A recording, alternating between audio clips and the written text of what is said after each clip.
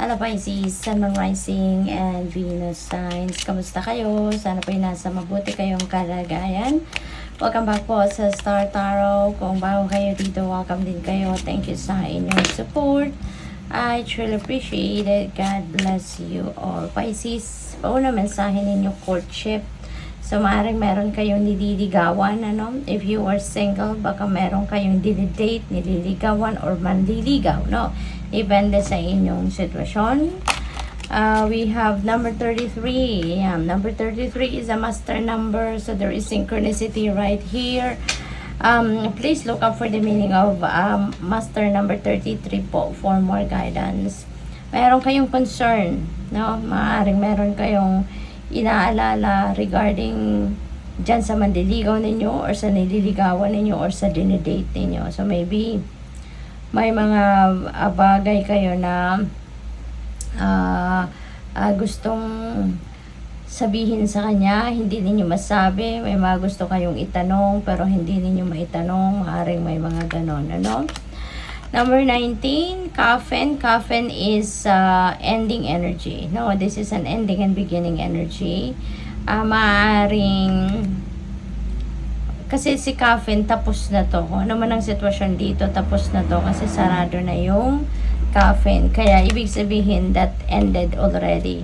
So, siguro, ang iba sa inyo dito sa tatlong ito, no? Baka ang inaalala ninyo, ang iba sa inyo dito, Pisces, kung ano nangyayari or kung anong iniisip ng nililigawan ninyo or mandiligaw ninyo. Kasi maybe, kumbaga tinapos nyo na siguro yung ligawan stage dito at maaring nabusted na kayo or binusted ninyo, you know, pero nag-worry kayo about the person na naging na dinidate ninyo or nililigawan or mandiligaw ninyo, no? We have number 6, mature woman. Maaring ang paghihiwalay na yan or ang pagtatapos ng ligawan stage na yan is dahil sa isang mature woman. Maaring si mature woman ay isa sa mga magulang ninyo, no? So siguro it's either this is your mom or your grandma or your auntie or siguro doon sa other party, no? Related ito si mature woman. So maaring siya yung naging dahilan kung bakit natapos ang pagliligawan. We have number 24, thief. Mag-iingat kayo. This is a warning for you, Pisces, na be cautious, be careful with whom you deal with sa ngayon. Mag-iingat din kayo sa mga kinakausap ninyo or sa mga sinishare ninyong information with those people, no, na nakakausap ninyo. Baka kasi naghihintay lang yan ng tamang pagkakataon makakuha ng impormasyon about you at baka gamitin yan against you, no? Magnanakaw yan, manloloko, scammer, mambubudol. Number 39, community. You are lucky in a sense then meron kang mga tao sa paligid ninyo that are very supportive and helpful of you, no? You have a community na talagang parang tanggap ka sa kanila at saka lagi silang nandiyan dyan, willing to help you, willing to be by your side, ano man ang inyong pinagdadaanan, no? Pisces.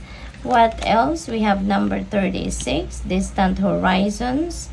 Maaari din ang iba sa inyo dito ay malayo siguro yung biyahe. Maaring this is related to travel, ano, Pisces.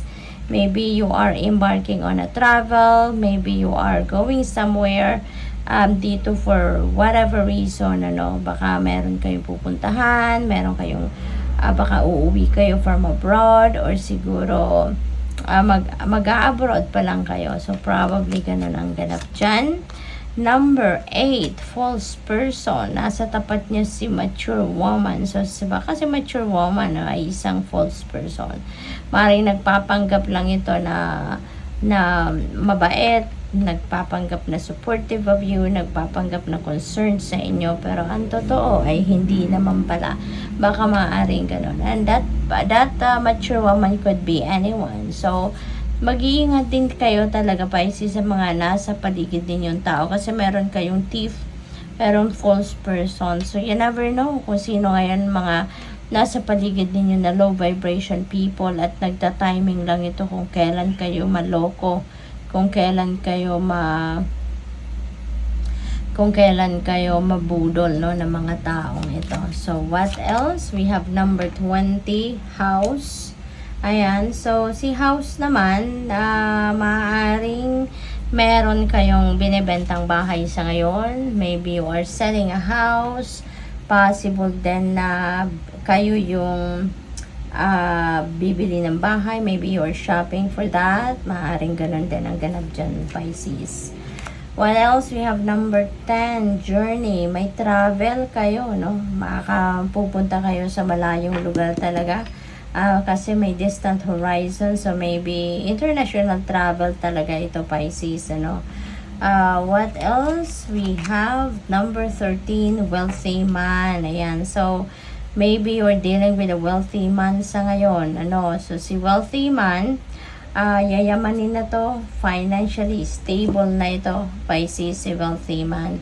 Maaring si wealthy man ay isang tawag dito, isang tao na siguro mayroon na siyang booming na negosyo, maaring isa na siyang boss sa trabaho, or alam mo yun, yung nasa tugatog na siya ng tagumpay, no, in terms of money, career, and finances. So maybe you're dealing with this wealthy man at this time. So good luck. Thank you for watching. Love and light. Namaste.